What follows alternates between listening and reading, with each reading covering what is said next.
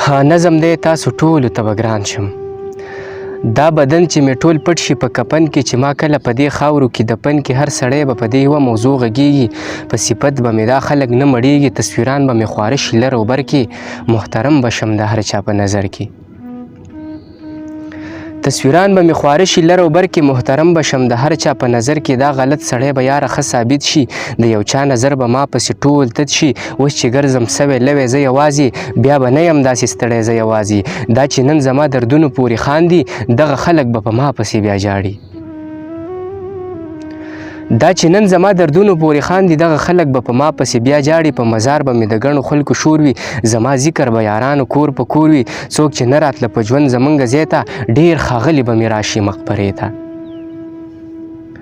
څوک چې نه راتله په ژوند زمونږ ځای ته، ډېر ښاغلي به مې راشي مقبرې ته. لیونی به دې په اوږد خوب اوده شي، په مړ لاش به یې د دې خلکو لانجه شي. واکدارانو له به جوړه یوه بانه شي، خپل سیاست له به زما په مرګ غږیږي، پیغامونه به یې ورځ په ورځ خورېږي.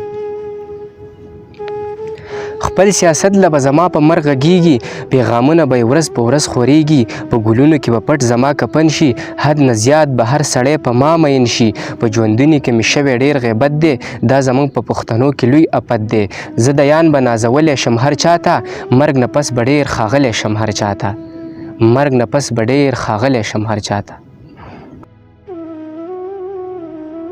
که تا هغه هلک خپل کړی وی په زوره جینۍ، داسې به نه وی لیونی، داسې بې کوره جینۍ. بورقه کې پټه حیاناکه لکه حوره ښکاري، که په رنګ هر څومره د یاره هغه توره جینۍ. په دغه لاره تبصرې ځکه غلطې کېږي، په دغه لاره تېره شوې د بې وروره جینۍ. د یتیمانو ژړا خدایه اوس په څه لیکم، په نیمه شپه باندې خدای ته شوه سرتوره جینۍ. ستا تختول د یان ته دومره ګرانه نه وه، خو بس ستا لیونی صرف یریږي د پېغوره جینۍ. د خپل الله سره خبرې توره شپه کې وکه، زه به دې ومنم سجده په میخانه کې وکه.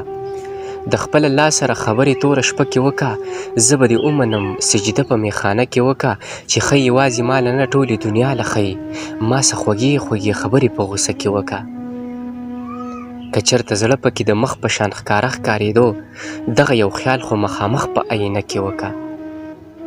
که چېرته زړه پکې د مخ په شان ښکاره ښکارېدو، دغه یو خیال خو مخامخ په آینه کې وکه.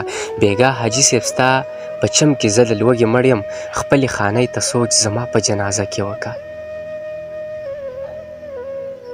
ما سره وخت نشته د یانه ستا قیسې ډېرې دي، ما سره وخت نشته د یانه ستا قیسې ډېرې دي، خپله قیسه راته لالې یوه ټپه کې وکه. ځان د پاره په سر کړی هر چا بار دی، خلک ډیر دي خو د کار سړی په کار دی.